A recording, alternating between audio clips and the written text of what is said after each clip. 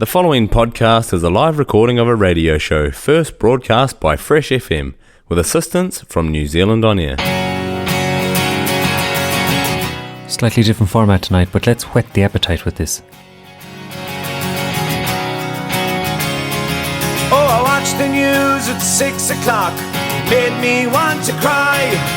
The oceans are polluted and we've damaged all the sky. And there's wars and rumours, and a hungry baby cries. And still we have to suffer politicians' lies. Just give me the good news. Yeah. You can keep the bad, just give me the good news. Yeah. Happy, not the sad. Oh, your money, it never goes far enough these days.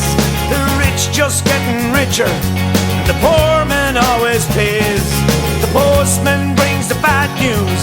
The bills come through the door in those greedy little envelopes, always wanting more. Oh, give me the good news. Yeah. You can keep the bad, just give me the good news. Yeah. Happy, not the sad. Yeah.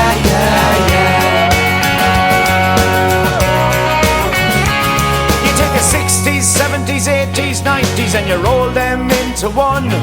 Give me the two sides of the story, the mirror and the sun. Put away the misery, put away the gun. It's been a hard old century, there's a better one to come. Oh, this is the good news. Yeah. You can keep the bad, yes, this is the good news. Yeah. The happy, not the sad, this is the good news. Yeah. You can keep the bad, yes, this is the good news. Yeah. The happy, not the sad.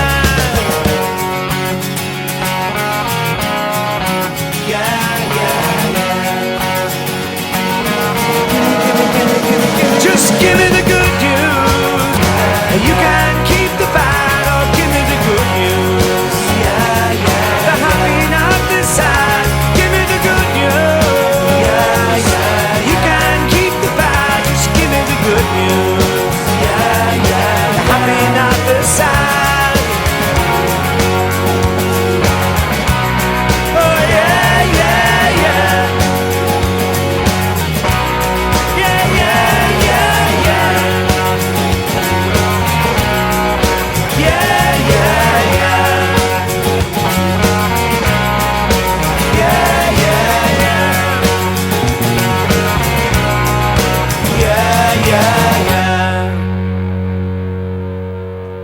Saw Doctors to kick us off with the good news.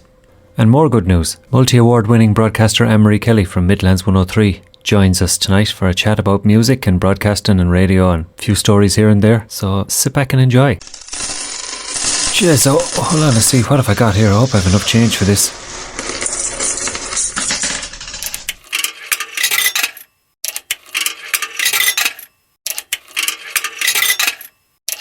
I hope you're on the old landline, Anne-Marie, not the mobile. It cost me a fortune. Hello? Well, hello. How are you? Right, folks, have I got a surprise for you? We have AMKelly, who's an award-winning radio presenter, joining us from the Midlands. To give a bit of... Hello, Anne-Marie. I should say hello to you first. You're here. You're welcome. Oh, hello. And it's lovely to be on. I'm honoured myself, Ciaran, you know. You're flattering us. So we've been talking about this having this chat for a while, and I suppose just to give listeners a bit of a background, people that listen to the show might remember that it's probably just about a year ago actually.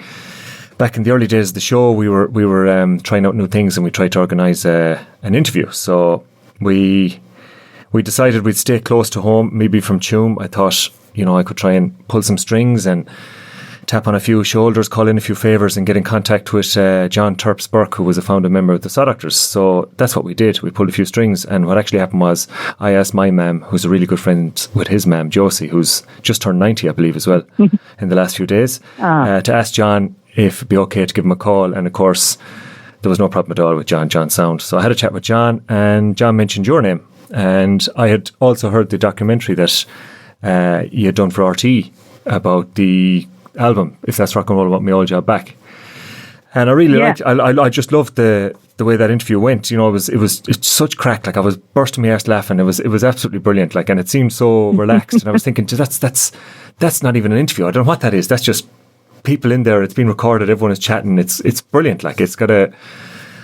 It was all new to me. This was completely all new to me. So I said, you know what I'll do? I'll ask Terps, and he said, yeah. Contact Emery, she's pure sound, she'll give you any advice she can. And we did that. We had a quick backing over. You gave us a few pointers. We had a chat. As it turned out, it all went out the window almost, because we just said hello to Terps and off he went chatting. And it didn't matter anyway. It was great. I know. And he was probably the best place to start, you know. You know, it is like it's funny because he's they're all chatterers, you know. Yeah, like they all. And I think if you ignore that going into a radio interview like that, it's a mistake, because like it was the first time they were all in a room together for That's right. for a long time. That's right. And but that's 2 years ago. We went down, I think it was before Christmas. I pre-recorded it in 2021, December, I think it was. And I might be getting the dates wrong, but I remember I forgot a few mics. It was one of those let's do it tomorrow kind of businesses, you know. Right. And luckily enough, I know Leo quite well.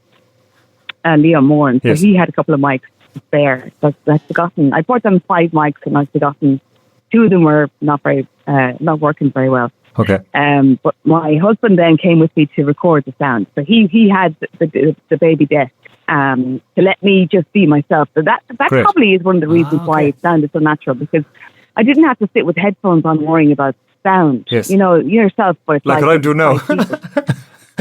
Yeah, exactly. So you're kind of conscious of the levels Yes. and all that stuff. And even when it's for RT, you kind of get more worried because you think, oh, geez, you know. Yeah. So I sat in the middle of them and just literally threw out questions and tuned into them, really. I think that's my kind of ethos anyway. It's always trying to tune into people and forget about your questions, because that's where I think a lot of presenters go wrong. You know, I think I have a good chat with myself before an interview. Right. And I decide, you know, this person, what do I want from this person? What do I want from these guys? And I suppose you have to want fun from them. You know, they're fun, and that's why we love them. Yes. So I wanted to get that sense of fun on the radio, and you're eavesdropping on a conversation. Right. That was my intention. Because I didn't want dirt, and I didn't want arguments and you know all that old stuff that, you know. And if it came up, yeah, great. And that's always my approach. Like I don't go in for the kill. I go in to see, like, what do people really want to hear from this? They want to feel joy that they felt 30 years ago. Yes. Yes. And that same innocent Ireland that we had in those times in the early 90s, you know. And the boys were really on for it. I think that was part of the magic too. They really wanted to chat, and it was a perfect platform for them, because they didn't have to hide behind phone calls or texts or emails. And I then naturally asked the question at the end, what do you think, getting back together again? Yeah. And they were on for it, you know. Yeah. And I think it did trigger something. I know there was conversations with Leo as well, you know, with certain members that are getting back on the road, but there was never serious stuff happening. So I think it became a bit more serious when it was on the radio, you know, Right. for them. Yes. Triggered a few things. Terps had been working. What's that? Triggered a few things with them all, I suppose, you know, being back together and chatting about how good it was. And Yeah, nostalgia is always great too. You know, like if you're thinking about why those documentaries work, nostalgia and conversation and eavesdropping, I think, and having somebody do your sound for you, where you can completely concentrate on capturing the conversation, you know. And I think we recorded them for nearly an hour and a half, so I got, I think, 30 minutes out of it. But it could have been extended. Like, we could have easily got an hour out of that. But it's like a Faulty Towers episode. You want to get the best, and then, you know, let people keep them high and dry, you know, at the end. So, that was the approach anyway.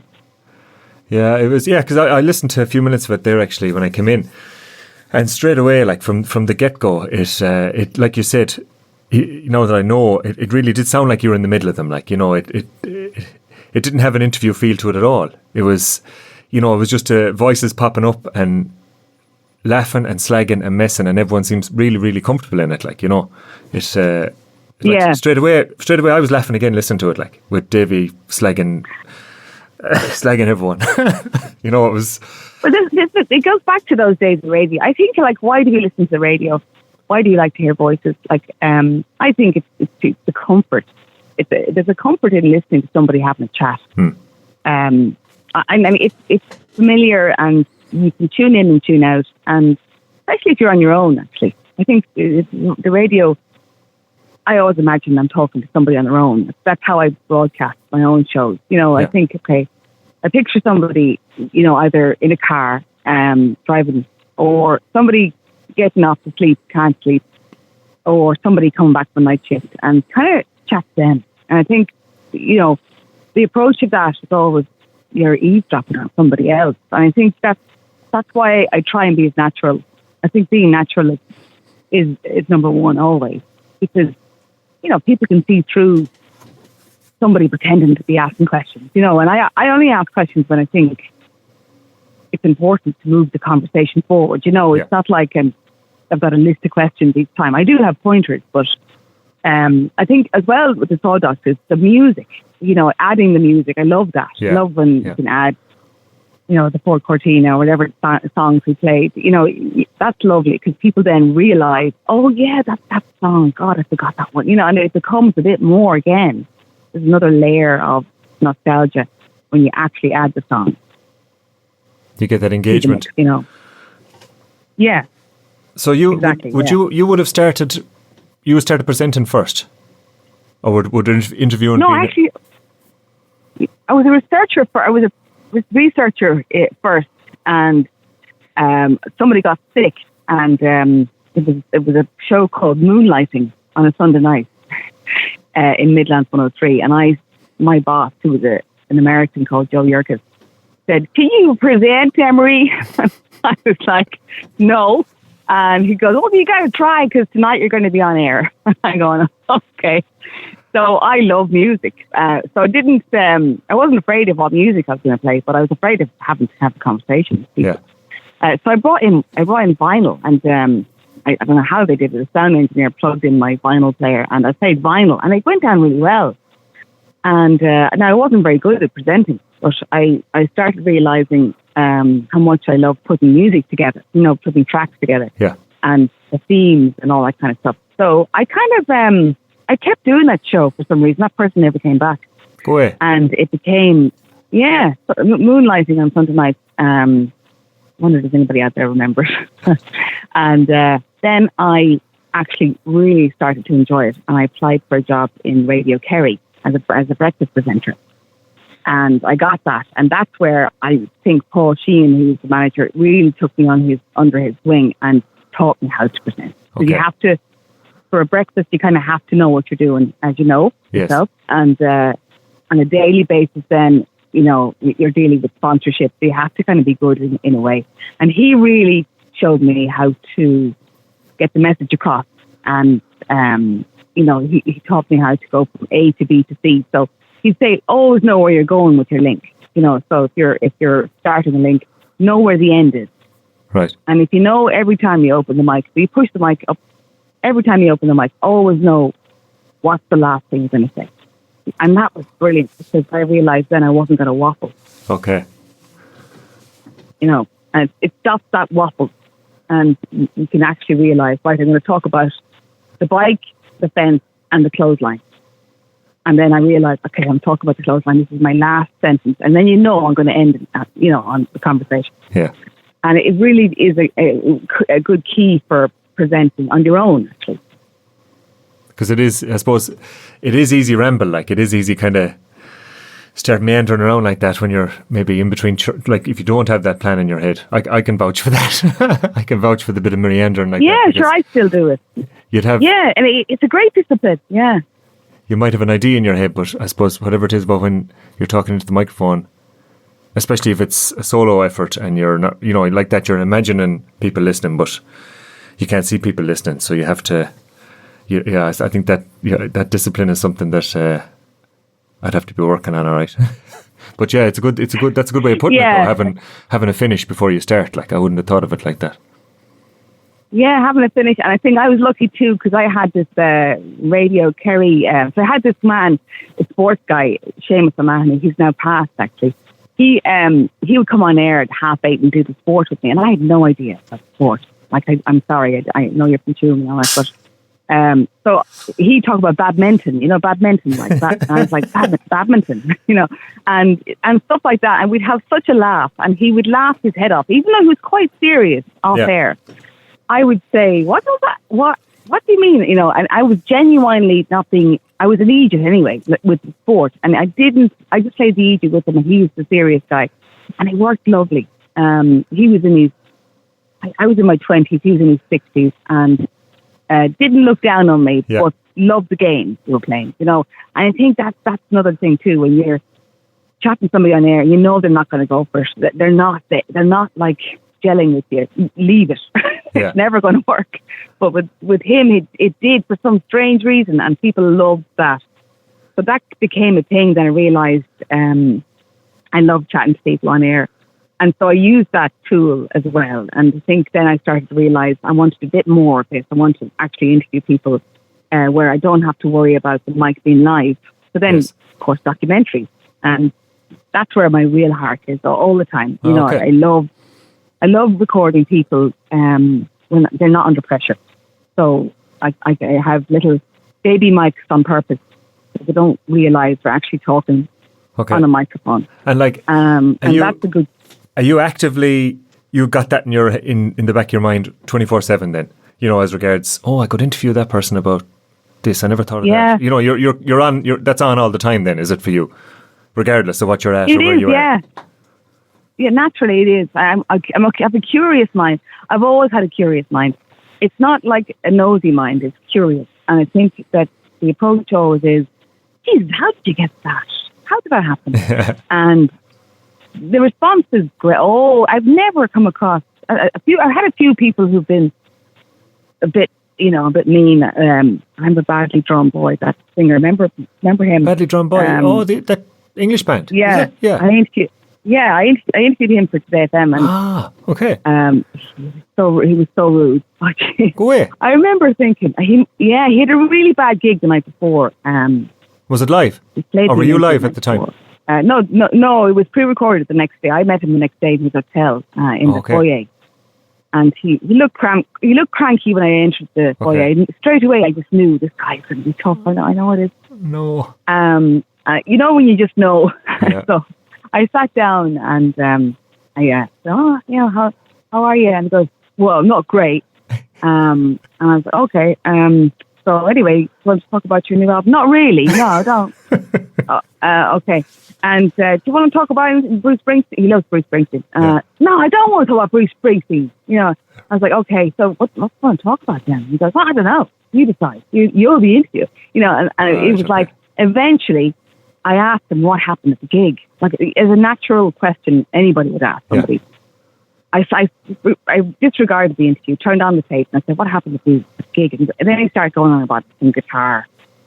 And he then realised how rude he was and started chatting, and he goes, go on, ask me questions, and he was fine.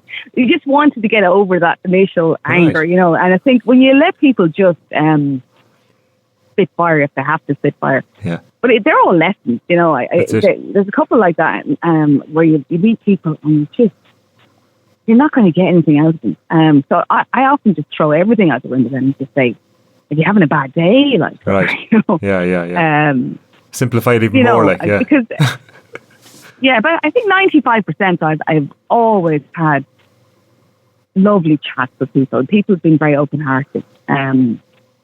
I always go with the heart and the feeling. I don't often go with. I'm never good with politics or serious stuff. Okay. I just have no interest in it. So I always go with the heart stuff. That's kind of where I come from.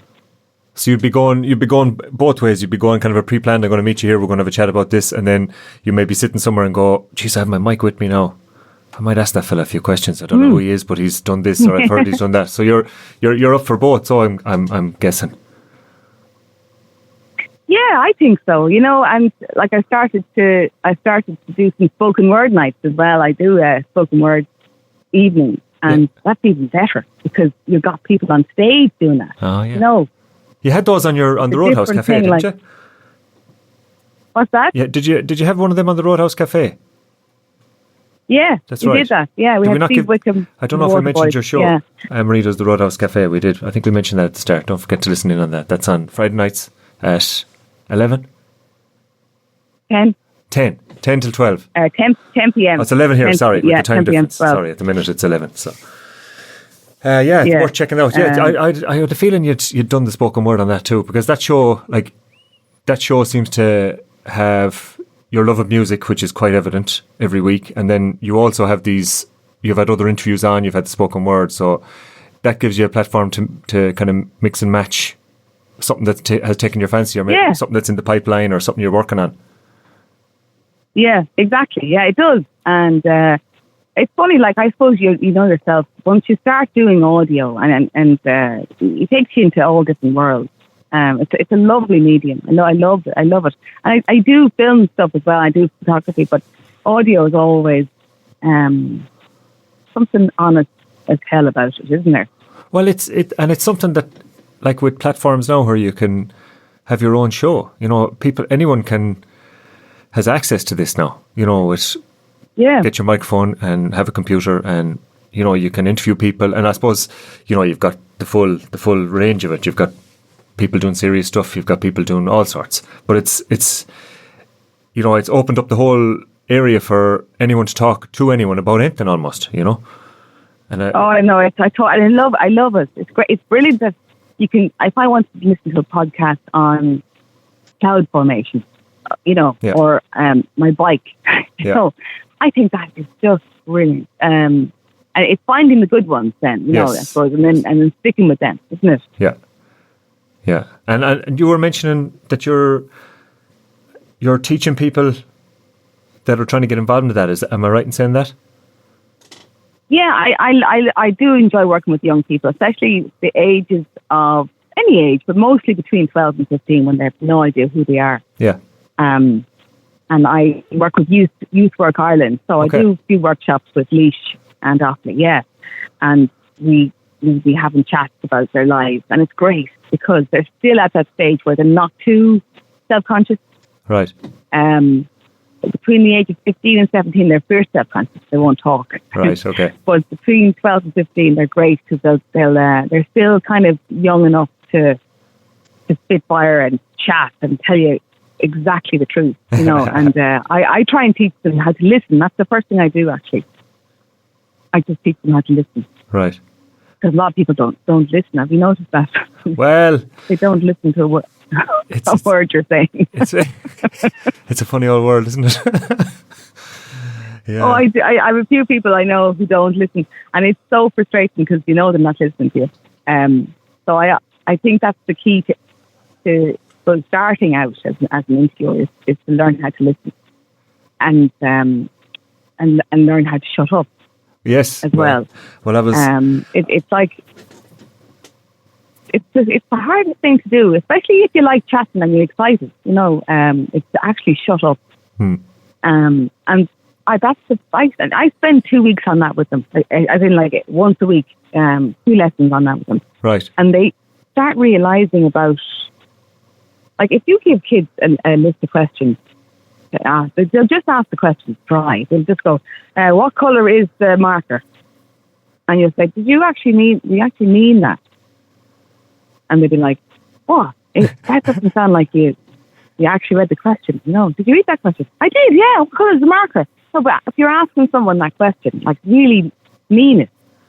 And I suppose they're really, like, it sounds so simple, but it takes them ages to realise that they're not actually listening to somebody. And then when they do listen, the change is massive, because I would then introduce, like, say, somebody might be disabled, and somebody in a wheelchair would come in and they chat to them, and you can see they're very nervous. You know, this is a big deal. But then they go back to their simple thing of, I have to just listen. Yeah. And all the fear is gone. And then they say, you know, how do you get through Main Street, Portlaoise on a daily basis? How do you get through? And then they actually ask the question properly, you know, as opposed to, how do you get through the streets on every day?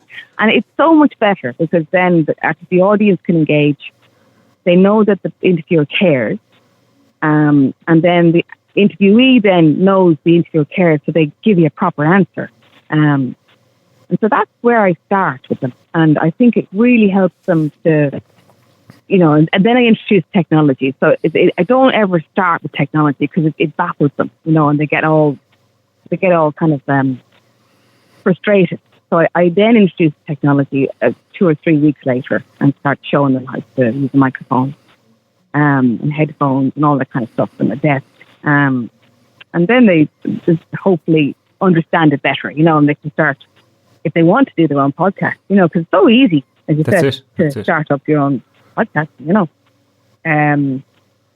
That's kind of that's what I do with them, and it works, I think, Well, I mean, by virtue of the fact that, if someone is listening and they feel like what they're listening to is authentic, I think that naturally draws people in regardless of what the content is, what the question is, what the topic is. If it sounds authentic, if it sounds like the person that's asking it or the person that's listening has a genuine interest in it, I get drawn into that. I mean, I don't know, if that authenticity, I should say, just it makes an ordinary thing kind of, well, you'll tune into it a bit more, like you said, if they just say, where's the marker? I mean, you don't hear that really, it doesn't grab you.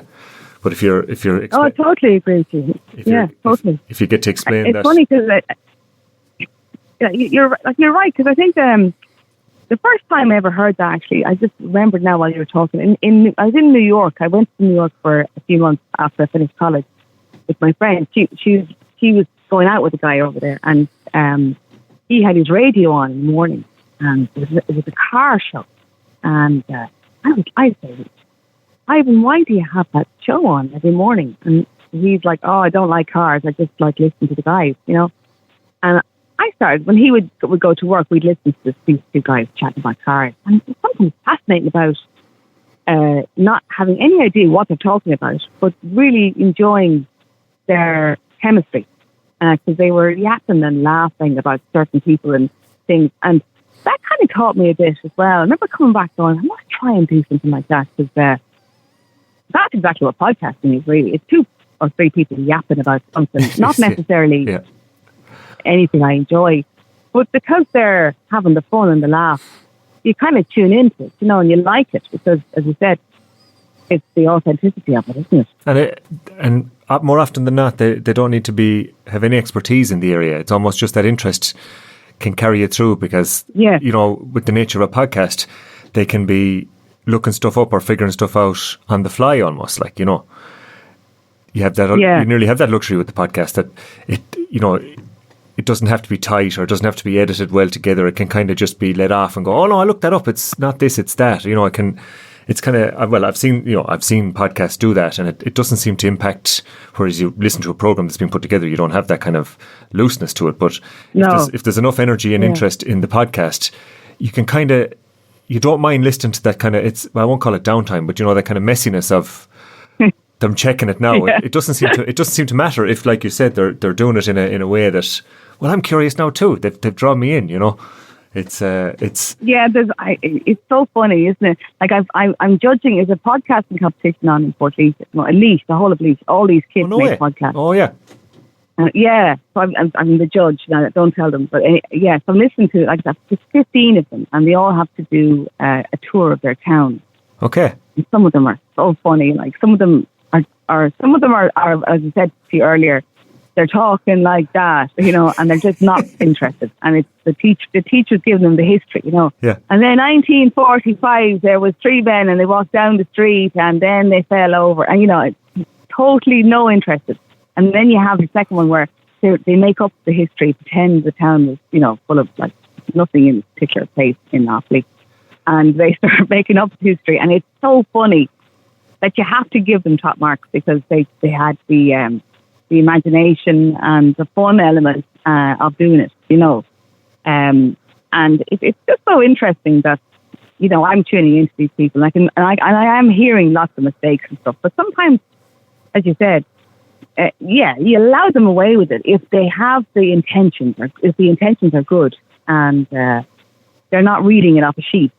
They're actually having the laugh, and they put in the sound effects themselves, but the music, whatever. And it's some of them are great, but some of them are just terrible. Because the teacher just threw them in front of a mic and said, "Go on, read that." Yeah. And then they trip over their words and they have no interest whatsoever, and it turns them off not only podcasting but history and everything. It's just good. I have to ask you, how did you get into radio? How did you get into this game? Pure by chance, to be honest. The Dave that used to sit across from me, he's no longer with us. He'd done a breakfast show in here 15 or so years ago, and that had I think there was 3 lads, and they built up a bit of a following. They were doing a lot of interviews. Any musicians that had come through, they'd have them in, and they were actually on in the morning as a proper breakfast show. And I'm not sure exactly what happened, but it ran its course anyway. And that time passed, and everyone moved on. And I got pally with Dave, and there was word. A new person got a job here in the station to kind of promote and get the community engagement and whatever else. And she got wind that Dave had done a show. So she heard us one day, myself and Dave were down having a coffee in a place down in town. And we were sitting outside. It's a small little converted house that has it's a small place, small coffee bar, and on a main road. Most people come in and leave. It's an espresso, your express kind of in and out. But we were sitting outside, small little spot. You couldn't miss 2 Irish boys roaring, cursing, shouting, slagging. Just it sounded like it's a dry pub almost. But that's where we kind of started to use it like. And so we were outside, and she got wind of these 2 gambins anyway, yapping away and roaring, laughing, and shouting and whatever else we were at. And I suppose it kind of just it reminded her of the fact that she knew Dave had the experience or had been in it, so she put the word out anyway, and we decided we'd put something together, and we had all sorts of brainwaves when we started. I'd never done anything like any of this before now, so it was all new. Like, so I was kind of like you said, once you kind of start thinking about radio, you start listening to it differently, you start hearing sounds differently, you start, I could use that now for this, or I could do anything and everything, And so we started coming in here once a week, and we kind of aimed at putting it exclusive, or having it exclusively Irish content and Irish music and Irish interviews and the whole shebang. And like I said, we started with Terps, and that was a great place to start. He did nearly 2 hours of chatting with us, and we had his music, and we had great crack with at least it was great. It was absolutely great. It was brilliant. We rang him here from the landline. I'd say they hadn't got a landline bill from this phone in about 10 years. But so that we just got going then, and we started doing. We were kind of aiming for that late at night here and early in the morning in Ireland. And I suppose we went back to what we knew. Dave had a few old stories he's from up in Tala.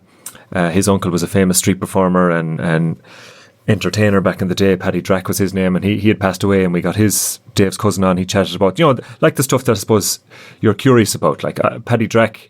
I mean, I heard that. I heard that one. I heard bits of that one. That was very good. It was just great crack talking. I mean, it was like you said. It was. I was just this whole because we found a couple of mad songs on YouTube that people had made about Paddy Drack that we didn't even know were there. It was kind of, we opened that door to Paddy Drack for a week. We used to meet up and we'd have a chat about what we'll do for the show. Be it, I don't know, bass, acoustic, feckin', Lent, Paddy Drack. Valentine's Day, Halloween, whatever. We're always trying to have some sort of a theme like that.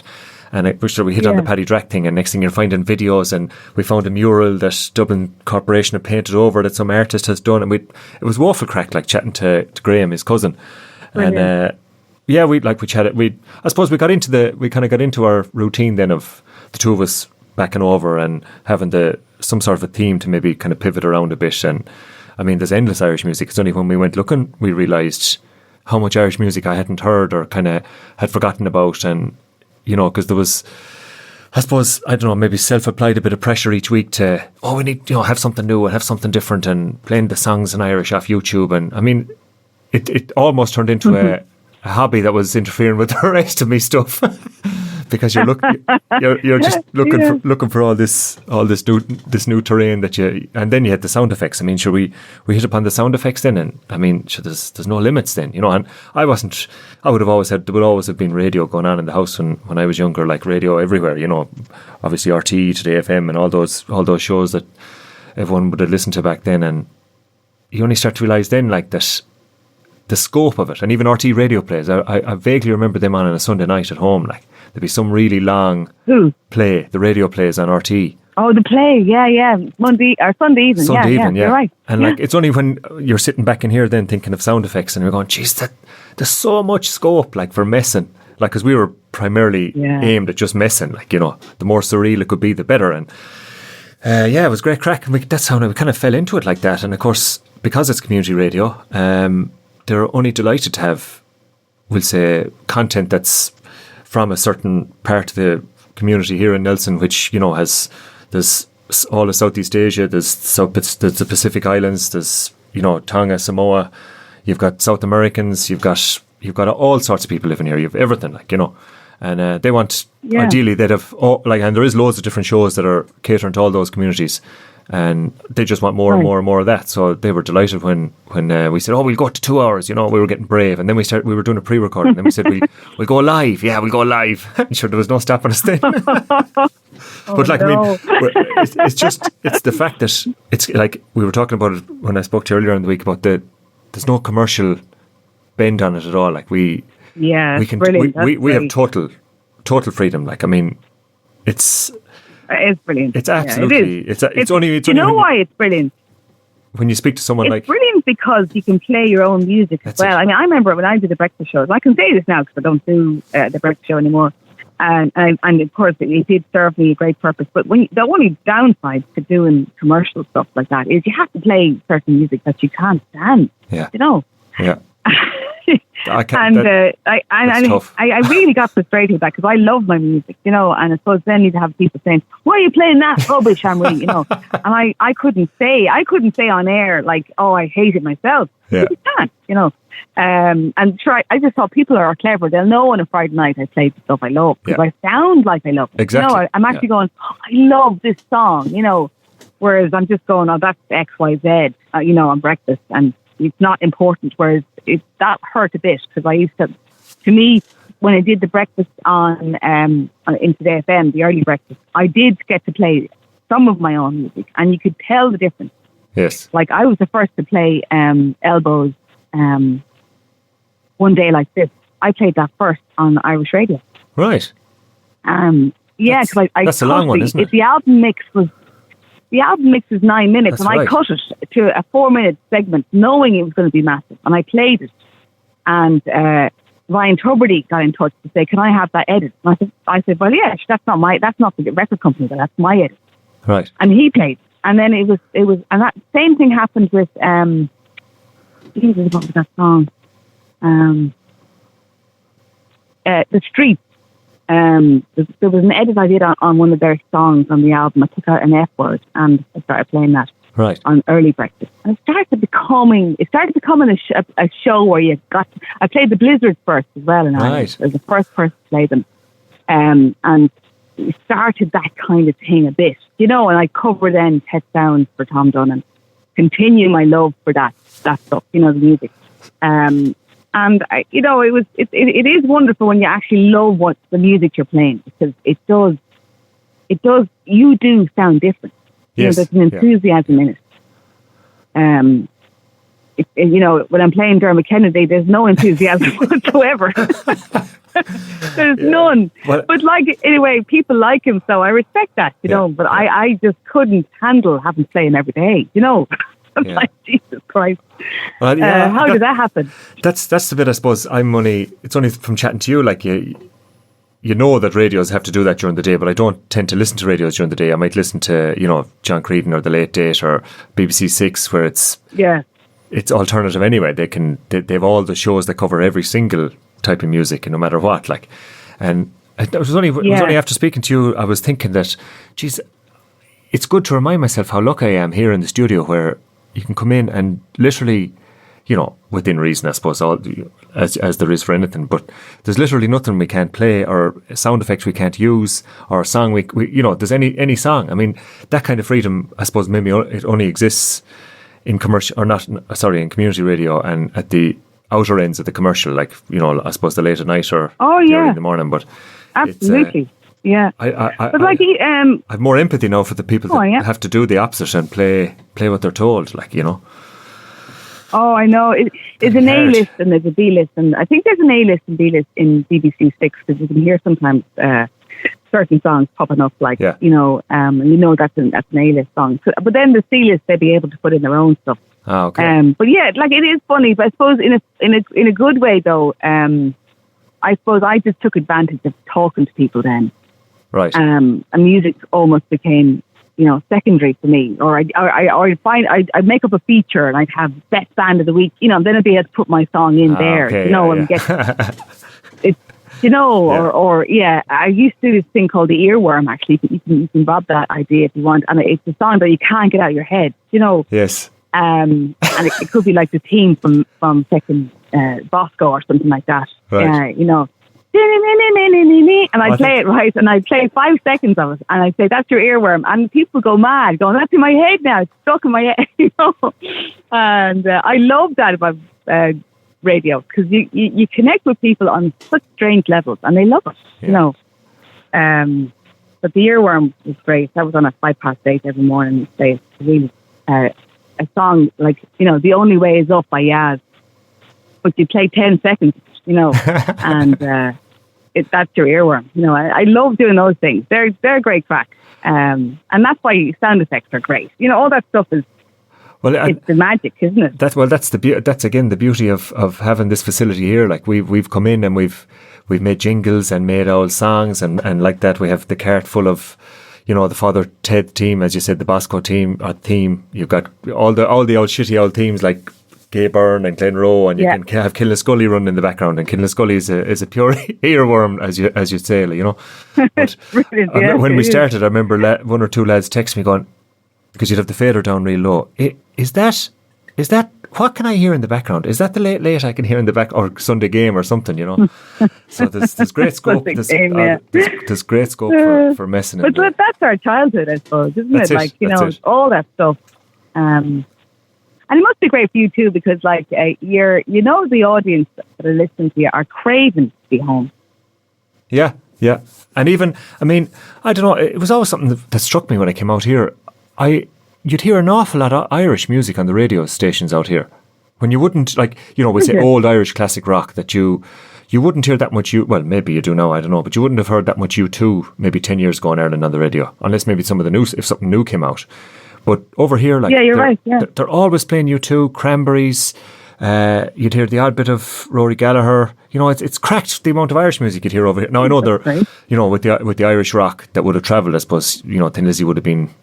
They would have toured. They would have been in Australia and back, with AC/DC and that kind of Australian rock and that In Excess and those bands. I suppose there was a certain cohort that still enjoy that music, but it always kind of it was strange to hear a lot more Irish music on the radio over here. So then we're playing like what I found for some of the feedback I've got from people that are listening is that we're playing Irish music that they haven't heard on Irish radio in decades, like some random stuff funny. Like Mama's the Needle in the Groove song I heard there recently on.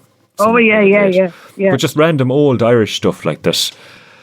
And it's a pity, I suppose, like you said, the shows at either end of the mainstream tend to play it, but they seem to, they haven't got the scope to play an endless loop of that stuff either, so it doesn't get played. And then when you play it, I think we were lucky enough in that sense, you have a niche there then very quickly that, well, I'm only going to hear Irish music on this and I haven't heard Irish music in ages, and sure, you wouldn't know what you'd hear. And there's so much of it, and there's so much great Irish music that doesn't get played. And then we kind of got a bit bamboozled by all the new Irish music. We thought, how are we ever going to get on top of this? This is just endless, There's new music. Well, sure, I did that every week.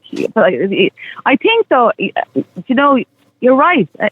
And like what you said, that you could go down a rabbit hole and start playing, B-sides of the Saw Doctors and then, micro Disney and all those lovely, beautiful things. And then I always come back then new, because I always think, right, it's great to go down that road, but you have to start realizing that we do have a great Irish scene as well, and you can't play everything. So I only can play as much as I can listen to during the week, which is not a huge amount. But like when you start hearing Kneecap on BBC Six, and, I heard them. I heard them the morning. Sprint. Yeah, and Sprint. and that Dublin band.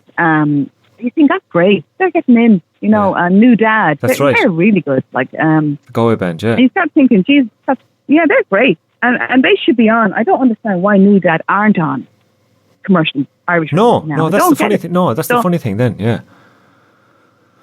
Because they are good. They have really good songs. Yeah. And there's I find that I'm baffled by that. Like, but yeah, there is, and I'm not going to go into it now, but there is loads of question marks over that Irish. Like, you have to play at 25%, whatever it is. And they play the same ones. Yes. That's wrong. It is. So they do have to look at that, properly, and say you're not going to get away with saying, the script every day for a week. You can't do that. No. Because they're not, not that I wouldn't be their biggest fan, but it's the way Irish commercial radio is getting away with having to play Irish. Okay. It's That's those kind of bands. Right. The safe kind of beige music. I call that beige. Like, there's nothing for me. Like, Is it brown? All right. Yeah. I'm not sure if it's beige. It is. Yeah, it is. It's like putting beige on your wall. It's like, I don't want to. But and that's how they get away with playing Irish. They meet the criteria. They put that in every day. Right. But it's offensive, like. It is. It's only now that I've got a small handle on the Irish, that would say the bank of Irish music that's there. Not alone the fact that it's been topped up every single week with new stuff. It is criminal. It is criminal. There's no doubt about that. There's no doubt about it. But well, that's why I got myself lucky. I think that's normal over here too. I mean, there's people over here trying to fight that battle. I'd love to see, like, there's a couple of Irish artists now at the moment. I'd love to see them get a better platform, and they're finding it impossible. Yeah. And then they give up. And that's a really tough one. That they have to go and do gigs, which is great. But then you mightn't get them people going to gigs as much. I don't know. I mean, the scene kind of starts up now again, I think.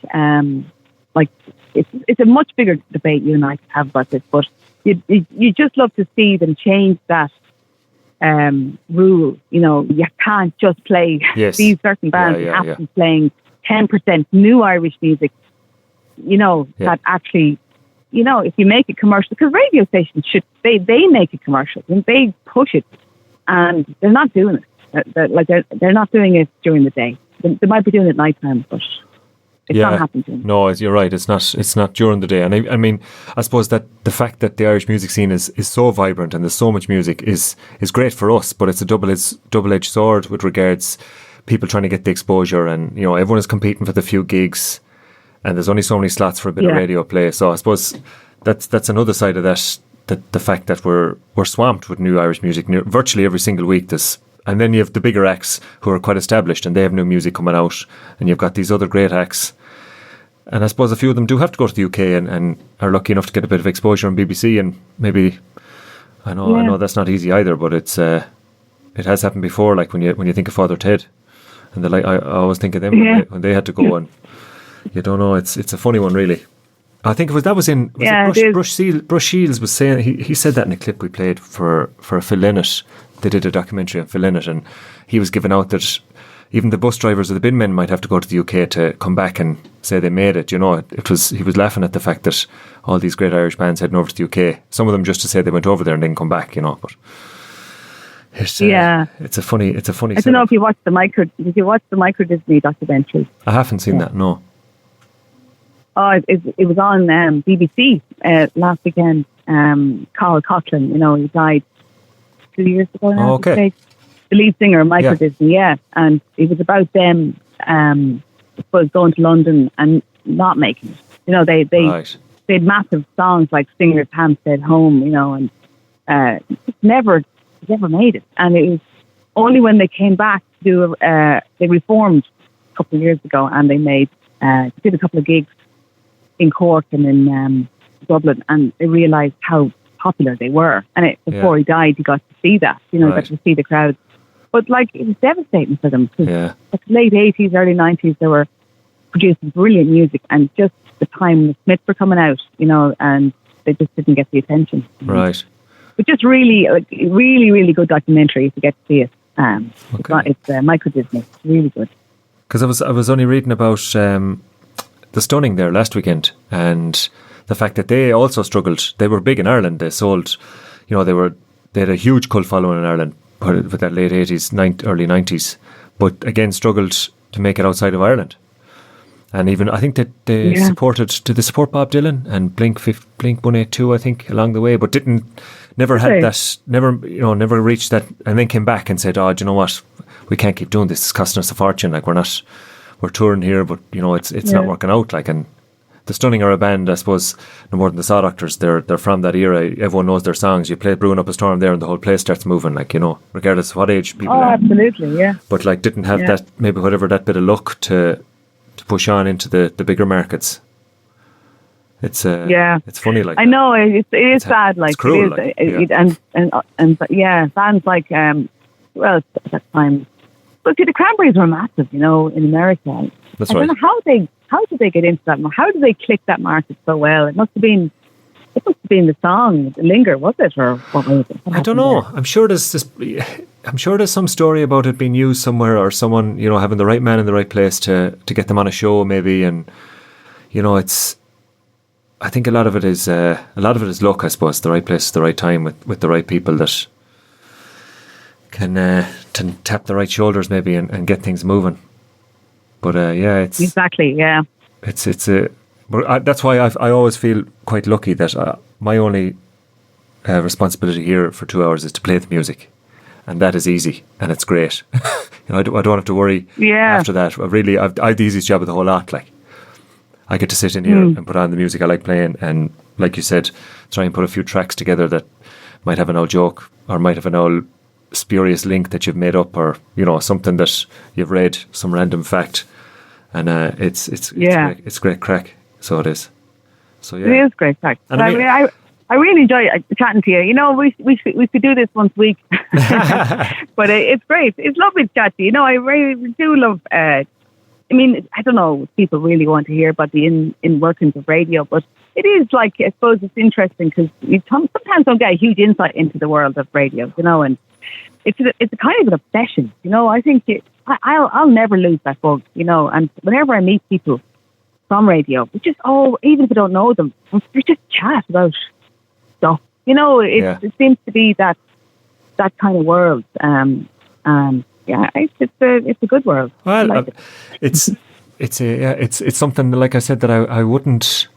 I always had an interest in radio and listening to radio, but the opportunity, never really arose in Ireland, and it was by pure pox that we have the facilities we have here, and the freedom to use them at all hours and to do whatever you like is. It's a bit surreal, honestly, because to have this kind of access on a different, a different environment, different platform, you'd be asking favours, you'd be sneaking in, you'd be trying to use it, you'd be, whereas I know community radio, I suppose there is community radio in Ireland too, and I'm sure it's like that. Yeah. But I think I wouldn't have realised the kind of scope that you'd have until you end up in here. And I would encourage anyone that has any interest in playing a few songs and talking a bit of shite to find out where your local community radio station is, and I'm sure they'd be delighted to give you an hour or 2 hours or whatever it is. And I mean, you start something now. Well, but I mean, it'd be like all these community radio owners going, "Oh no, we don't want them people." Well, you see, you could have a huge surge now in community radio playing good Irish music, and the commercial stations that have to take heed. It could be the revolution has started. Exactly, it could be the way of doing it, because that's the beauty of it. I suppose it's slightly different here. We're filling a niche with the Irish community, and maybe there is a good, there's a lot of strong links between Ireland and New Zealand, and you've got ancestry there. Every second person you talk to has some line back to Ireland, some town, some village in Tipperary or something. So you have that. There is an Irish angle here, and I suppose it's a great place to start. It's. We're that kind of, whatever it is about the nation, people are drawn to either tell you that they're from Ireland or ask you where you're from and tell you that they've been there, and it seems to be a good old opener. Like, once they hear the accent, if we can just make sure. I think as well, it's a great distraction. Do you know that? It is. I think there's so much on our airwaves or Yes. TV channels or TikToks or Everywhere, wherever. absolutely everywhere. Bad stuff, and bad stuff always happens. It's not just now, that like wars and all these things have happened for decades, and people think, oh, there's so much badness in the world. It's always been badness, but there's always been stuff there happening, but at the moment it's been focused on so much because TikTok has become so like it's like every second now you can see something terrible. But the radio, then I think if you find a radio station or a radio program or a community radio where you can tune into banter, it gets you away from that terrible doom.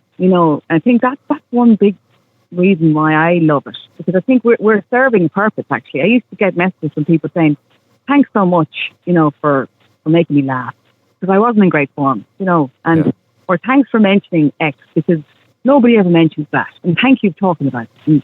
And I think that we do a service. I think we don't realise it. We are serving people. We have a purpose. I never pretend to be somebody who preaches, but I try and chat. I try and make them feel happy about themselves. I think that's my job, and that's why I do it. I'm trying to make them feel that life isn't so bad. Well, I think there's no scenario. Sorry to be so pensive. No, but there's no. I would agree. There's no scenario that can't be improved with the injection of a small bit of crack, like a small bit of messing, someone laughing at something, and the Irish self-deprecating ability to take the piss out of ourselves is such a huge tool in that. Like, I would gladly sit here and Dave can slag me, or we slag each other, or we slag Irish people, or we slag Ireland, and not all people do that like so easily, and we really fall into that in a nice way. I mean, there's pros and cons to it, but when Irish people are in that humour and when there's a bit of crack going on like that, and you take a bit to give a bit, and there's a bit of slagging going around, it lifts. No matter who's listening, I think there's something nice about it. Like, well, everything is really serious, but everything isn't that serious either. We can sit here and slag each other and make something up and play a few tunes. There's definitely a bit of an antidote to it, all right. And even doing it, I mean, I enjoy doing it. Oh, there is. We're distracted. I think we're the distraction, and we can't ignore the stuff that's going on. We don't ignore it, but it's just, if you want to listen to that, that's go and do that, and that's good that you keep yourself updated. But if you want a distraction, we're here. That's really the way I see it. And I think a lot of people want a distraction. They want to kind of just go into a zone where they're thinking about nothing too serious, and they're having a giggle, And I'd love if that was kind of my legacy. That I made them laugh when they were feeling shite, as you said yourself. Yeah. There's power in that. Or I made them feel that things are okay. That's where I come from always. I think that's important, though. It's to know why am I doing it? Am I doing it for myself, or am I doing it for?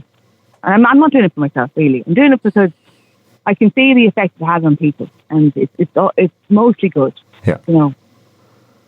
No, it is. It's a good thing. Even if it's very serious, Sarah. Very sorry to be so serious. Not at all. Not at all. I didn't know how it became so serious and philosophical, but anyway, it did. That's the joys of it. There's no too serious. It's all relevant, like, because that's the other side of it. You're in someone's living room. You're talking out at them. You want to be bringing something positive. It's whether it's a nostalgic tune or a jingle in the background, or even the amount of clips we played off YouTube that they're just the randomness in themselves. To hear it, I like to picture sometimes someone sitting down listening to this going, "What in the hell are these boys acting?" Because turn it up. The further you can push it, down. exactly. I love that. The further you can push it to that, that kind of surreal, random place where what are they at? I mean, I do like that. I won't say shock value in that sense, but that where you've just got someone's ear, and if you can engage them like that with the what did I just hear there? That because I suppose you don't want to be that background noise. You want to be creating something that's caught someone, like, whether it's through a sound or a song or two songs together, and they go, oh yeah, that does sound like that, or whatever the little link is, or whatever the drive is to kind of to hook someone. It is being authentic, though, isn't it? Like I remember I had to do a piece for RT television, and I don't like television really. I didn't, but I had to do it, and it was a serious piece about how the Midlands was doing economy-wise and all that kind of stuff. And they asked me to do it, and I said, oh, God, I was so nervous because that's not me at all, you know. Now, I can be an actress, a very good actress, and put on that role and that voice, and, you know, and there is stuff going on here that, you know, in every county in Ireland, there's stuff happening where you're trying to make sure, you know, people get jobs and the economy's good and all. And I was chatting about that, but I remember being so nervous. I'm wondering, why am I so nervous? Because I had to be somebody else. I wasn't being myself. You know, I wasn't like I was seen as a presenter. You know, and I do see myself as a presenter, but more of a chatter. You know, and so I just never did it again. I just nearly lost my life having to do it. And like, it's just not, for me, it's not authentic. And I think if you're authentic in any thing you do, well, then you're doing the right thing. You know, if you put on a face or trying to be somebody else, or even making up chat to think we'll have this chat today. Yes, that to me is not natural. You know, it's people not, can smell it. You can hear it. People can smell it. Yeah, a mile away. Absolutely a mile away. Yeah. And it you know, there's radio cringe, isn't it? Like you hear. It was almost got to the point where it was like a scientific endeavour to figure out what the exact perfect number of people roaring laughing in a studio was. And they tried all sorts of combinations. And I still think the research is going on sometimes when I turn on the radio. And it can be so disconnecting. I mean, that's not to sound like that I've hit upon the perfect formula, and far from it. But when you hear it, when it doesn't work, happens. But you just know. Yeah. You know, you just know. Look, yeah. I just know the difference. I can't listen to it. No, I prefer to listen to birds, you know, outside than listen to that. Dawn chorus. It puts me in bad mood. It puts me in bad mood. I can't listen to it. Who would you? and then they play the script. I go, oh Jesus Christ! We're going to get Dermot Kennedy on next. who? And I'm like, I can't do it anymore. Who, if you were to think back along, which you'd have an interview at the very top, or, you know, an interview that you thought that person was class and that went really well, that was super interesting, or it didn't go the way I expected and it just worked out perfect. I mean, I'm sure you've got one or two in your head. Suggs. I interviewed, you know, Suggs from Madness. I interviewed him. No way. And yeah, so he I was a massive Ska fan. I still am. And I was so nervous. And I started off the interview by saying, you know, I was a member of your fan club. And he was really like put off by, he goes, what fan club? And I said, well, you broke up and I never got the T-shirt. And I actually didn't. And he loved it then. He looked like he was in bad mood, you see. And I thought, oh no, I don't want to be going through this again. And like, I just said to him, you know, I never got the T-shirt. No what way. T-shirt was it? And he played along because I knew he plays games as well. Brilliant. And he was brilliant. Like he looked so pissed off at the start. He didn't want to do it. Yeah. And then I started saying that stuff, and he realised, oh, I've got somebody who can play games. And so that was one of my favourites. I love Suggs anyway. And that was back in the late 90s, I think it was. Ah, okay. And yeah, and who else? Oh yeah, do you know who else I interviewed? Remember that movie, This Is 40? I can't the correct phrase now. Yeah, I had to interview the cast of This Is 40 I was doing the Ray Darcy show. You'll probably be able to edit this. This Is 40. Yeah, so yeah, Paul Rudd, Leslie Mann was in the studio, and yeah, all those guys. No way. Yeah, and I was like, and we had I remember being really nervous, because I think what happened was, I think Ray Darcy got sick or something, and I had to cover for him, and it was just one of my favourites because they were nervous too, because it's their first time on Irish radio. Right. And we were just chatting again, just having the chat about. I was asking what they were doing in Ireland, what they thought of Irish people, and just I always find the lowest common denominator is the best when you're chatting to. You know, the Suggs would be a good example because he wasn't aware that I was going to ask him that, and I wasn't either. You know, I think you're not throwing them, but you're kind of starting a game, and then they play along, and when they play along, it's magic. And they generally do, because you know who's going to play a game with you. You know who's going to be the ones to play with you. And the ones who don't, look. You can't win them all. Just leave you be. Yeah. I interviewed a woman as well called Granny Nancy. She was 101. And I used to meet her every few weeks, actually. She was beautiful. And she was one of my favorites. She passed away, I think, 3-4 years ago. But I brought my kids over to meet her, and I let them ask her questions. And that was really good, because they were asking her, like, how could you be 100 years? Gee, how could you be that age? And they were asking these really fantastic questions to her. And she was kind of, and did you wipe your bum like when you were 10 with toilet paper? They'd ask her, and she'd be like, no, I use newspaper. And they're like, oh my God, why would you do that? And like, I think that energy is great, because, when you bring kids into something too, it just works really well. I had to bring them today. I think I couldn't get a babysitter. I had to bring them over. I just thought, look, you know what? It's pre-recorded. I'll throw them in and see if it works. And it just became brilliant. They led the interview.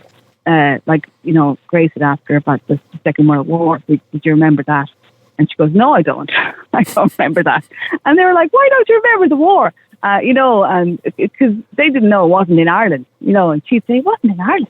It was only in England. Yeah. And I said, I think it was in Germany as well, and France. And it was just good. I have really good memories of those kind of interviews, where people are on for it, and they're not too nervous. And that's the ones that always stand out the best for me. Anyway. Very good. Yeah, we went through a spate of them in the last, well, not so much in the last few months, but we were hitting the new Irish bands hard, and they were great. They were young, enthusiastic, hadn't been burnt too badly by the music industry. We're coming out of COVID, we're starting to release music and gig again, and sure, they were all horsing to come on for a chat. Like, it was mighty, and it was great for us too, because it was all new terrain for us. And you're like that, well, what are we going to talk about now? We asked about this, and you end up just talking shite about what are you at, and you're gigging here, and this is going on here, and your COVID then was the big thing with all of them, because they'd all been through that, and that it affected the band lineup, or it affected plans for this album or that album, and it was a good crack chatting to those few people. Now we were lucky that it was just nice that we were starting off and we were trying to contact everyone, and they were pure mad to get any sort of exposure, even if it was down the arse end of the world here, where we're not 100% sure who's listening, but we didn't mind too much. We didn't sell that part of it. We didn't mention community radio at all. We just said New Zealand's biggest Irish breakfast show. So, brilliant. You have to. But and would you have met any of them ever? Is there gigging? Like, can people gig in your area? Or no, no, there was nothing. No one has come through like that. There was one fella. He's with a band called Aldoc. What's his name? Alan. He's a flute player. He comes back and over.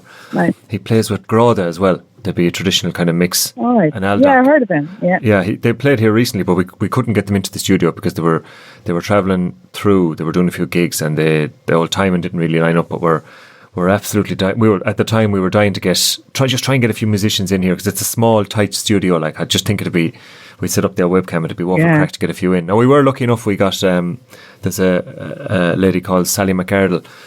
She lives here, and it was brilliant. It was right up your street now, this lady. She worked in RT, but she was the first female sanctioned boxing match in Ireland back probably 25 years ago. She's a world champion, multiple world champion in kickboxing. Right. So she would have won, I think she would have won a load of European medals, came back, opened her own gym, got involved with sport commentary. She worked with Ryan Nugent on one of those sports shows. She was asked to do, she told a great story about the boxing, actually. She wasn't meant to do the boxing, but it turned out that she had to fill a gap, and it was the first sanctioned women's boxing match in Ireland. And then she went on she was part of the Irish bobsleighing team, first ever bobsleighing team. And they got the Prince Albert from Monaco? He gave them a bobsled and was out with them on the piss and everything. She was absolute dynamite. She's got a gym over here. She married a Kiwi fella, and she lives out here now. and she has a gym here, and I think she's only back, November, she went to Portugal for more World Championships with her crew of fighters from here. Like, she's absolute dynamite, Sally. She was great crack. She came in here for the 2 hours, and we'd awful crack. Oh, So, that sounds great. In person it's great too. I'd love to sit beside you as well.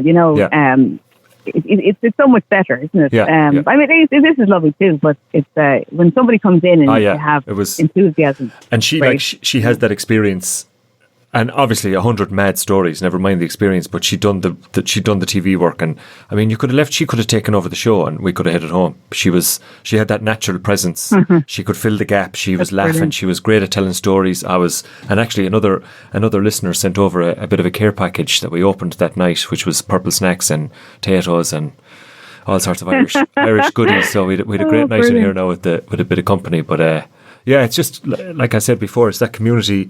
The fact that it's the community radio, you could fit a marching band in here, no one would say a word to you. Like, it's absolutely mighty. Oh God! Well, look, I have to actually go because I've got kids inside waiting for me to get back in.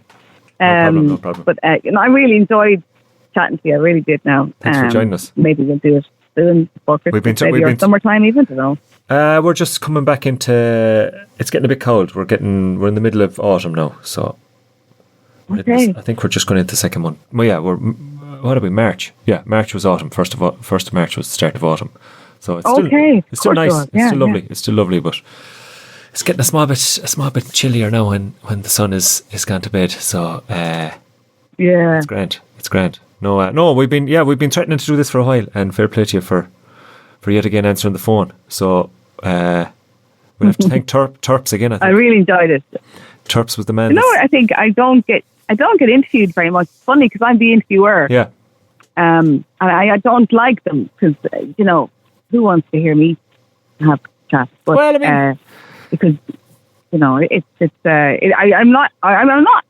I was really comfortable today. Don't get me wrong. I loved it actually. But if I had known from your show and all that kind of stuff, I probably would have said no.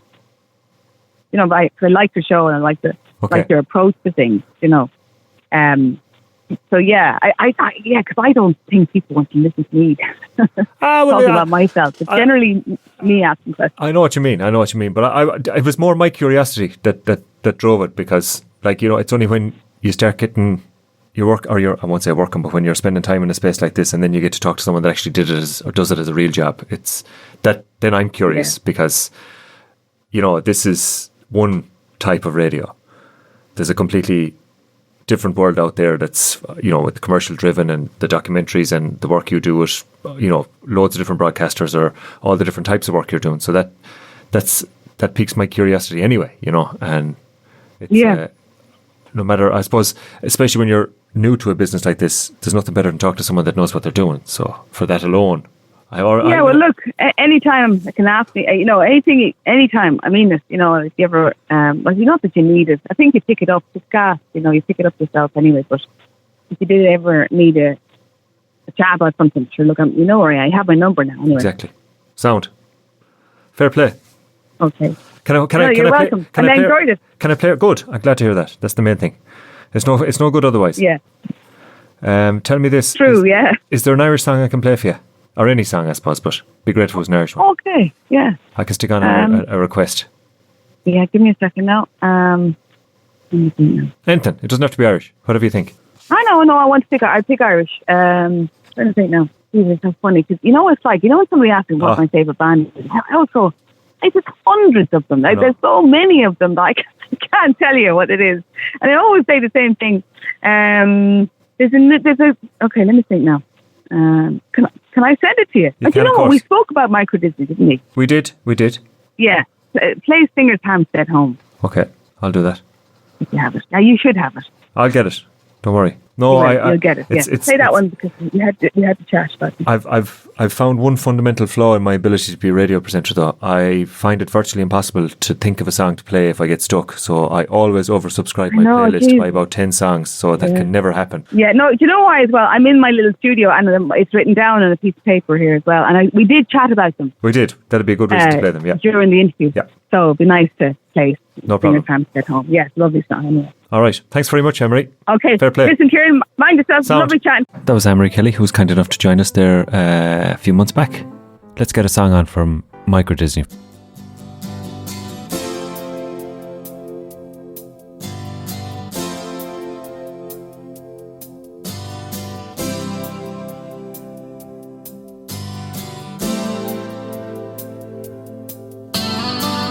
Got a heart-shaped swimming pool, broken heart in a swimming pool.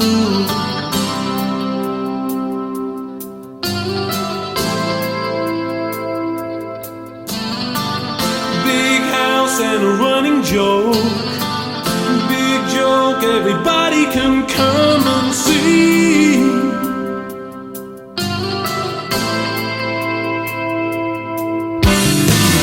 Pop songs and happy ends, you know they're dead but you still pretend.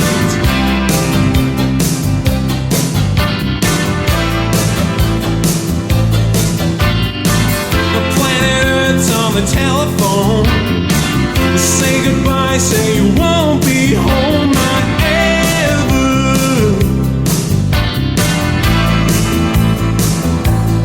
And the rain, all the rain is a pain. Singers hamstered home, waiting for the clothes to fall. They don't hurt at all. Singers hamstered home, snoopers underneath the bed, void in singer's head. He's calling home to his golden bath. He drags his face on the gravel path.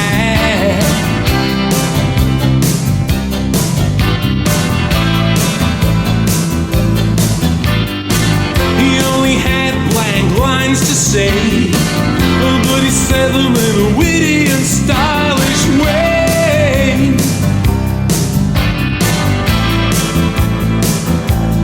And the rain, all the rain is a pain. Singers hamstered home, waiting for the clothes to fall. They don't hurt at all. Singers hamstered home, snoopers underneath the bed, void in singer's head.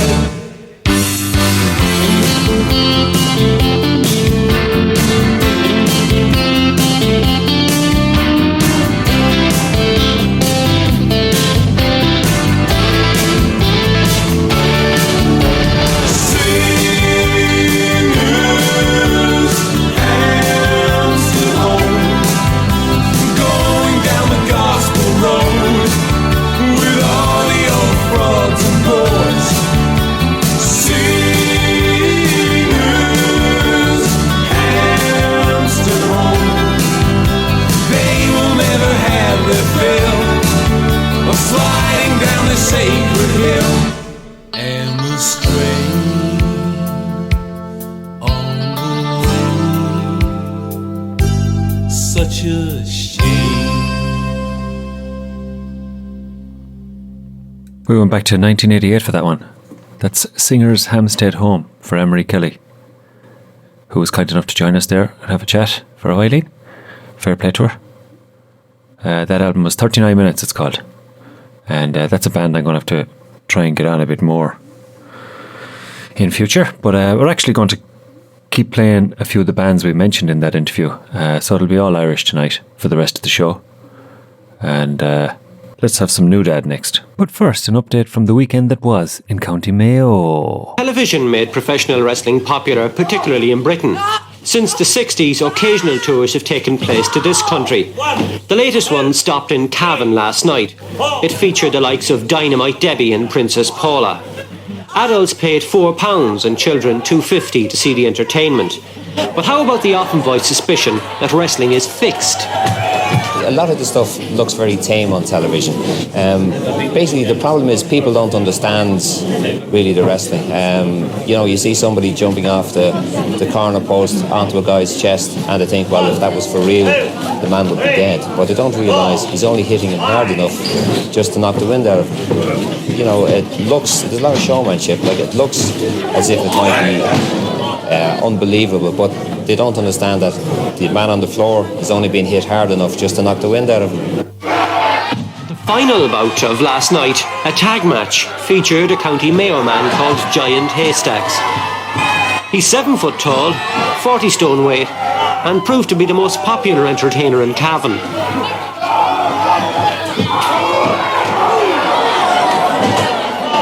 This particular tour winds up in Armagh tonight. Sure, I suppose at the worst of times, it makes a bit of a change from a touring circus.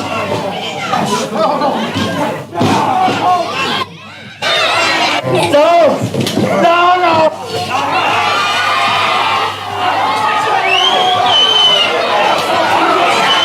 Fixed. There's no way that's fixed. The only thing that's fixed down in Mayo is the fencing. I have a feeling I played against that fella. The Grim Tooth Fairy Tales. Okay, son, what do tooth fairies hate? Toothbrushes and toothpaste and Listerine. Language! Go on, son. It! They rock hard, Dad. Listerine kills the bacteria between your teeth which brushing may miss. And Listerine doesn't just get between the teeth. No, Dad. It gets right up my nose as well. For healthier teeth and gums, when brushing starts, Listerine finishes. Pet B, UTI, terms and conditions apply. Get in quick, sign here, here and here. Boom Times is back.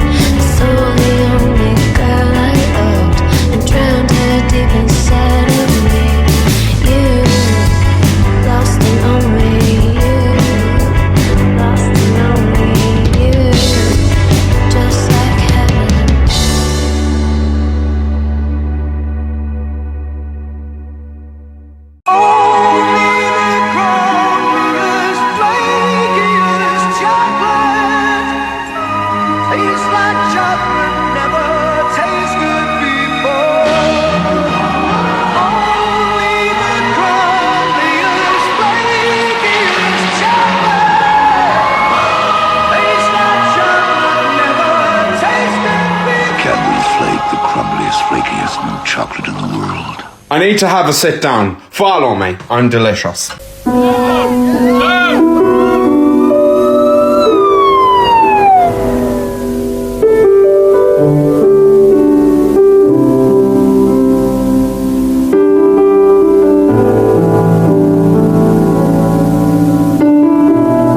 Sean? It's alright. Just cooking some breakfast. It's 3 o'clock in the morning. Yeah. But it's breakfast time back home.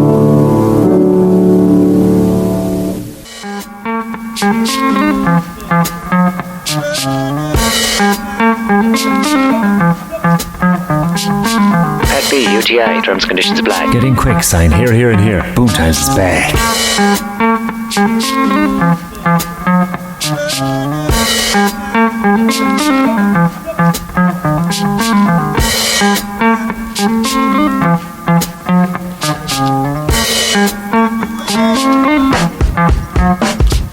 Brothers on the slide, Petty and Peppy.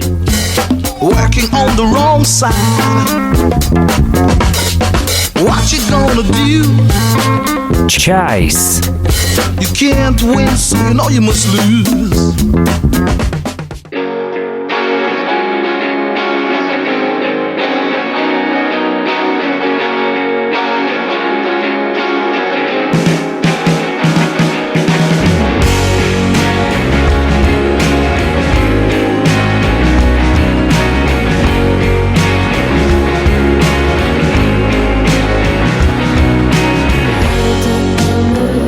It's just another Monday.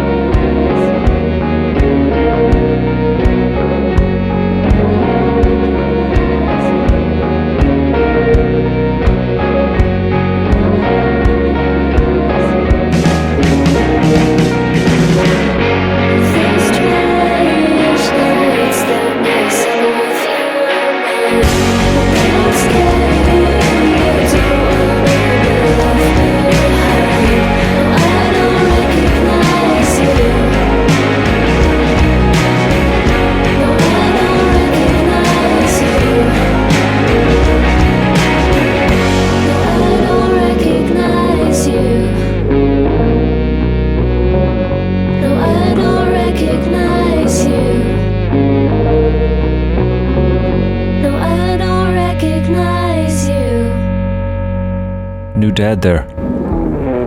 This is Ciaran, Fresh FM, ToTM. New Dad, of course, are an impressive Galway outfit, making waves across in Blighty. The first tune we heard was their cover from a session they did abroad in the BBC, Just Like Heaven by The Cure.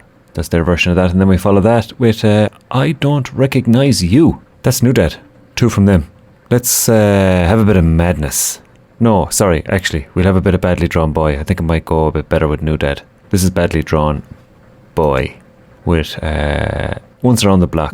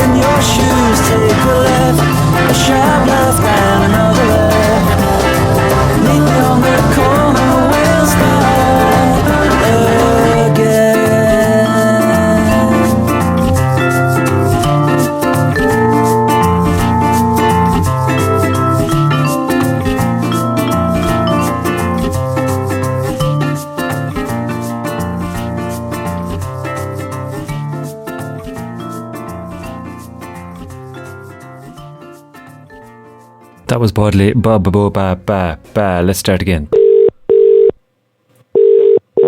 Hello? Well, hello. How are you? Imagine going back to the start again, listen to the whole interview.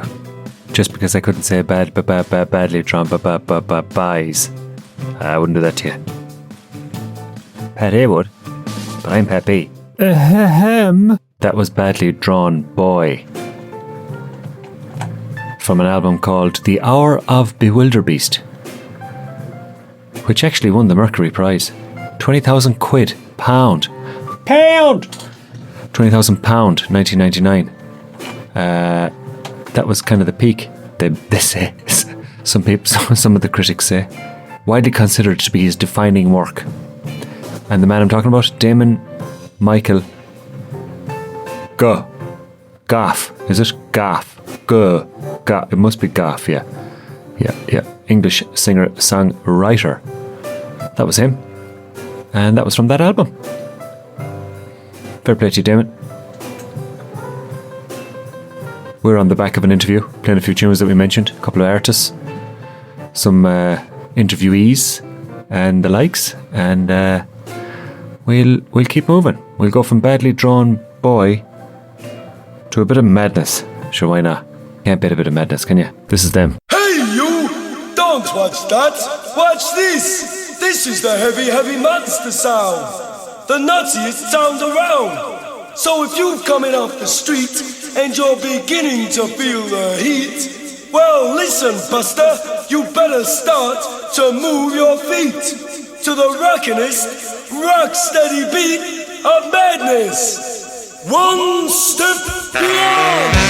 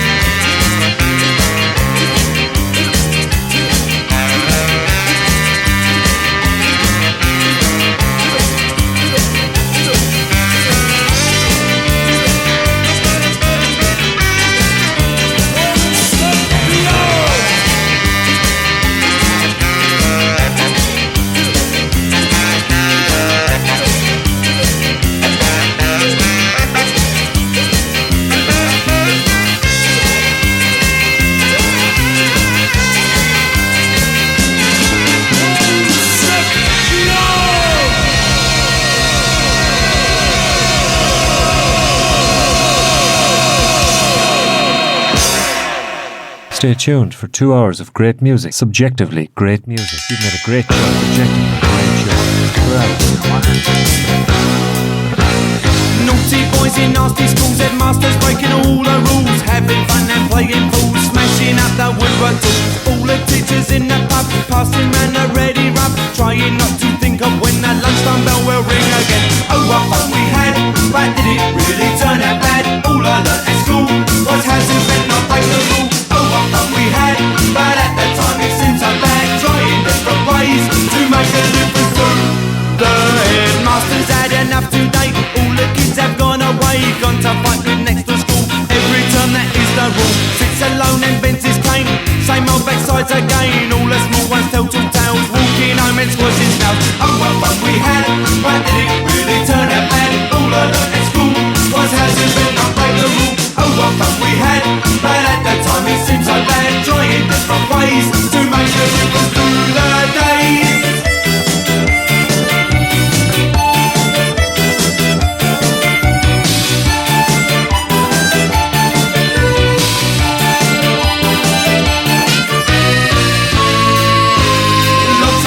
Lots of boys, lots of smells and lots of noise, playing football in the park, kicking push bikes after dark, baggy trousers, dirty shirt, pulling hair and eating dirt. Teacher comes to breaking up, back of the end with a plastic cup. Oh, what fun we had, but did it really turn out bad? All I learnt at school was how to bend, not break the rule. Oh, what fun we had, but at that time it seemed so bad, trying to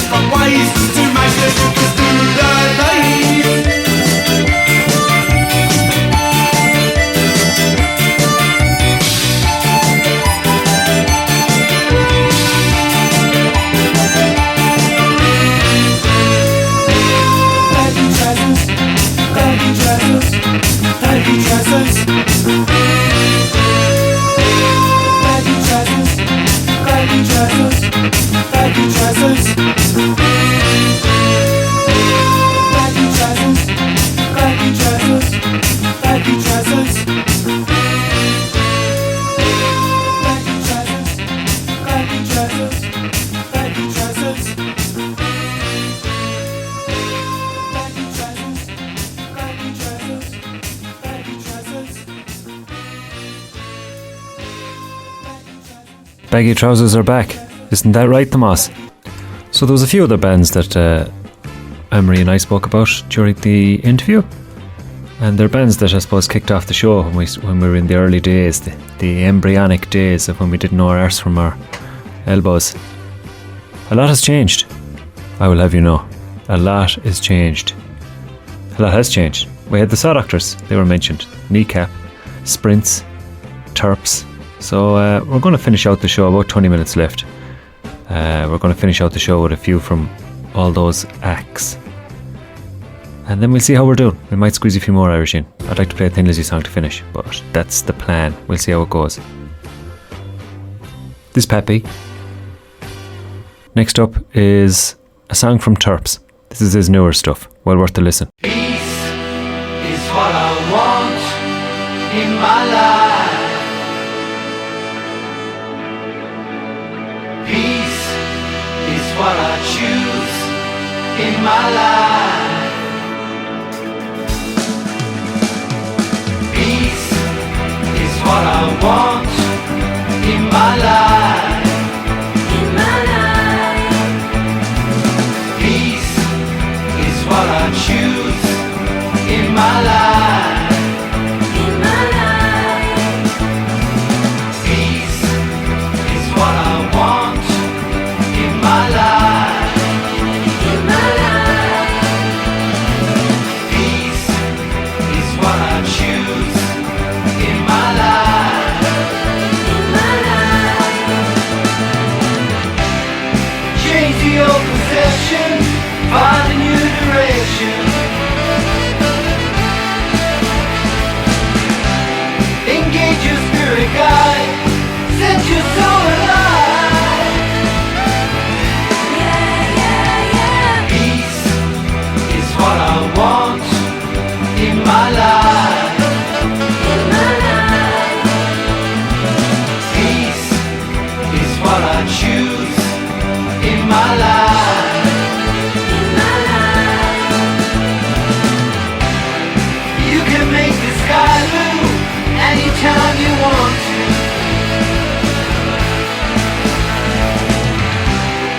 You don't have to fight. Step into the light. Yeah, yeah, yeah. Peace is what I want in my life. In my life. Peace is what I choose in my life. In my life. Peace is what I want in my life. In my life. Peace is what I choose in my life. In my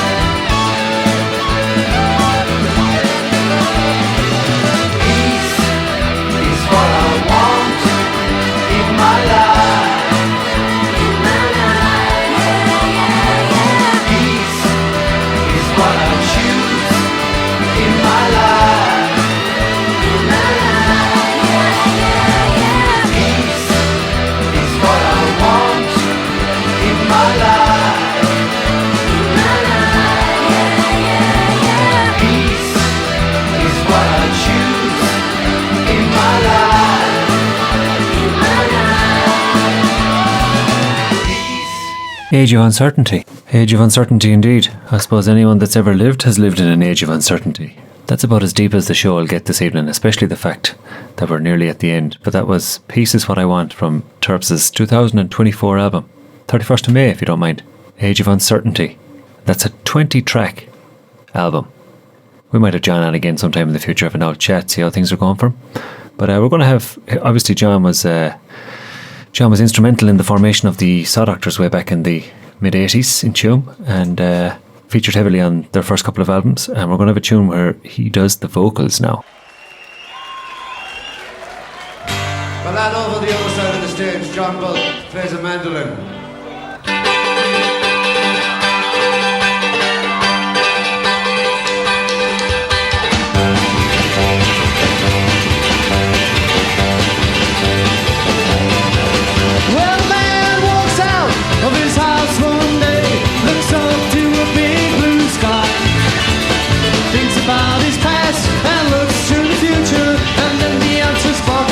Oh yes, we're freedom fighters with mandolins.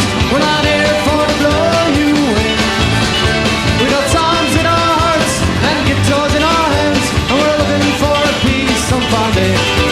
And if you're going up north or way down south or west to Galway Bay, keep an open heart with lots of love, and then you'll find people on your way.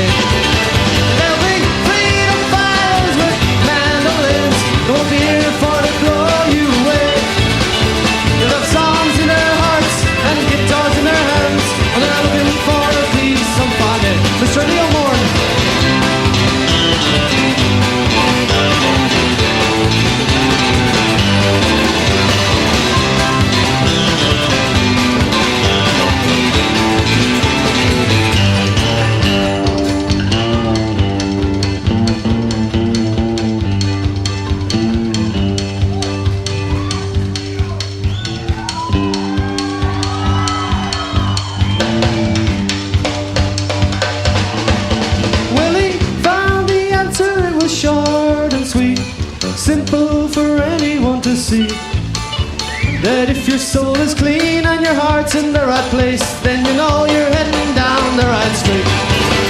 Yes, we're freedom fighters with mandolins. We're not here for to blow you away.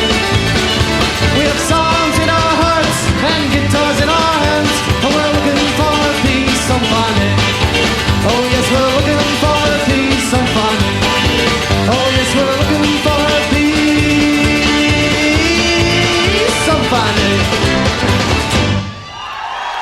Freedom Fighters there, and that's from If This Is Rock and Roll, I Want Me Old Job Back. Saw Doctors album, came out in 1991. A couple of good hits on there. It's one that's worth going back having an old listen to every now and again. Great album cover too, actually. And that was recently re-released. I think there was green vinyl copies going around, a bit limited, but I didn't see any of them. I heard about them. We probably have time for two more in this slightly different format tonight, but no harm to change it up a bit sometimes, stick in an old interview, bit of an old chat, a few tunes tucked in around it. Thanks again to Anne-Marie, fair play.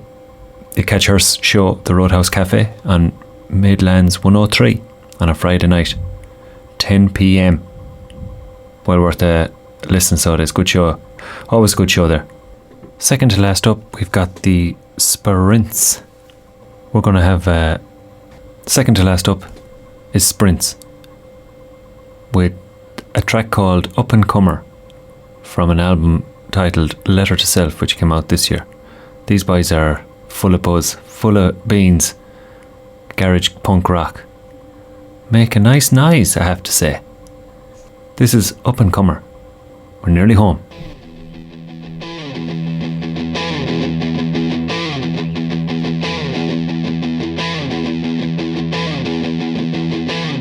I wear your name like it's a noose around my neck. I slipped a rope to fall just right into the net. I wear a smile like it's a runner. Your disguise like a badge of honor. They say she's good for an up-and-comer. Say she's good for an up-and-comer. Wear your smile like it's a runner. Your disguise like a badge of honor. They say she's good for an up-and-comer. Say she's good for an up-and-comer. I swim the seas between paranoia and disbelief. I reach the surface, but the air is hard to breathe. I wear a smile like it's a runner. Your disguise like a badge of honor. They say she's good for an up-and-comer. They say she's good for an up-and-comer. Wear your smile like it's a runner. Your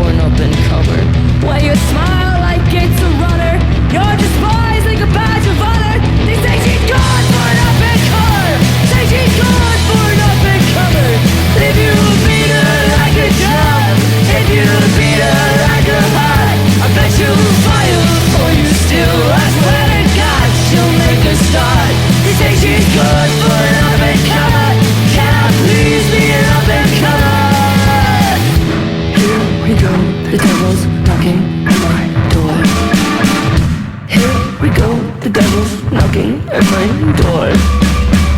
Here we go, the devil's knocking at my door.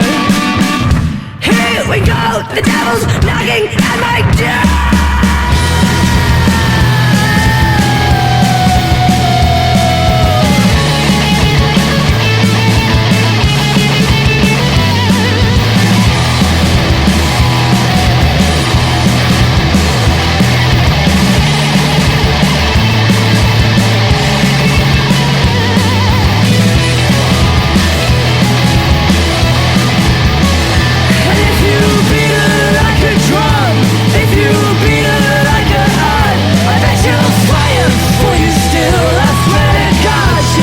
Start.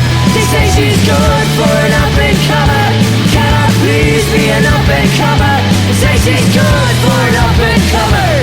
Can I please be an up-and-comer? They say she's good for an up-and-comer. Can I please be an up-and-comer?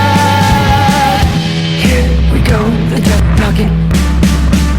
Here we go, the devil's knocking at my door. That's the voice of Carla Chubb there with Sprints, a 4-piece from AMKelly, making a hell of a racket in a good way.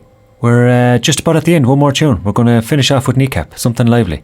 Keep you going wherever you're listening out there in the wide, wide world. Thanks for tuning in. Normal service will resume next week.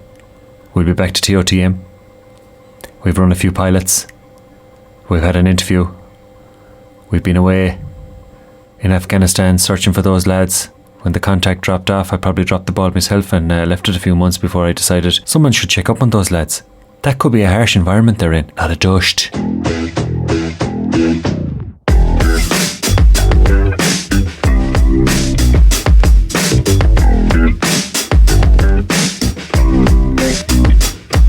Underneath all the thunder and there's magic. And if there's a better way to live, I gotta have it. Because I think all day, but when I drink I'm okay. Gets further away every time I try grab it. Underneath all the chattering there's heaven. Got a little peak one day, made me feel I go a 7. I know it exists, but I can't stop getting pissed. One more thing, I'll be added to the list. Frieri to jury tackle him a rut Marvy lam white ugums and you we hissle fuck so I stroll a drew and full so well 4-digit code what do you know it's my cara. I'm gonna be spending my dough tonight. 2 pints at a time strolling about like Dolomite. But home for a shake or do such a mark one push my narrow back or be it while you strapping you from Oakley Pop. And then we both jump down and do your class handstand like a man's man can. Foxland listen to Zanavi Ogin and Visha Marka Gisha. I'm on the upside of the seesaw. Underneath all the thunder and there's magic. And if there's a better way to live I gotta have it. Because I think all day, but when I drink I'm okay. Gets further away every time I try grab it. Underneath all the chattering there's heaven. Got a little peak one day, made me feel I go a 7. I know it exists, but I can't stop getting pissed. One more thing, I'll be added to the list. Ik mooi kostelijk haak niet liggen maar net wat zo een jaren stap. I will see nagwa, much met je mogelijk bak. Karima ray bound, turn to the park and chat and never come along. But I'm time going on, time so I look every day a Karima gun every time on. Kishiri the young Gary Ellie on second. There is acted to the battle with a text. Maar I hate to hand a crown tossy. A wide row, a respect of curd, hand a coney money, hand and that's the coney jack a be rojig like stalkies. 5 year fly, so the name in them bjork. Underneath all the thunder and there's magic. And if there's a better way to live I gotta have it. Because I think all day, but when I drink I'm okay. Gets further away every time I try grab it. Underneath all the chattering there's heaven. Got a little peak one day, made me feel I go a 7. I know it exists, but I can't stop getting pissed. One more thing, I'll be added to the list. In me as the hyun, kaida klikken in Arja or Barna Dun. Take him Sega will and steel drum as John her run. But we got one chance and then it's done. So be who here and speak your pain and receive the love. Don't let that cunts get ya. Don't surround yourself with ones that bless ya. Tog sack and tog on all not goni sketch ya. It's great get danging go will and seal short dead ya. Underneath all the thunder and there's magic. And if there's a better way to live I gotta have it. Because I think all day, but when I drink I'm okay. Gets further away every time I try grab it. Underneath all the chattering there's heaven. Got a little peak one day, made me feel I go a 7. I know it exists, but I can't stop getting pissed. One more thing, I'll be added to the list. You've been under the influence. I've been Pat B. It's been emotional. See you again soon. Slán go fóill tugad buge. The podcast you just listened to was a live recording of a radio show, first broadcast on Fresh FM with support from New Zealand On Air. Fresh FM is a community access media station based in Te Tauihu, the top of the South Island, New Zealand. The funding of Access Media makes these podcasts possible. To find similar programs by other community access media stations, go online to accessmedia.nz. If you or your group would like to know more about how you can have a program on our station, please contact us. Visit our website freshfm.net for our contact details.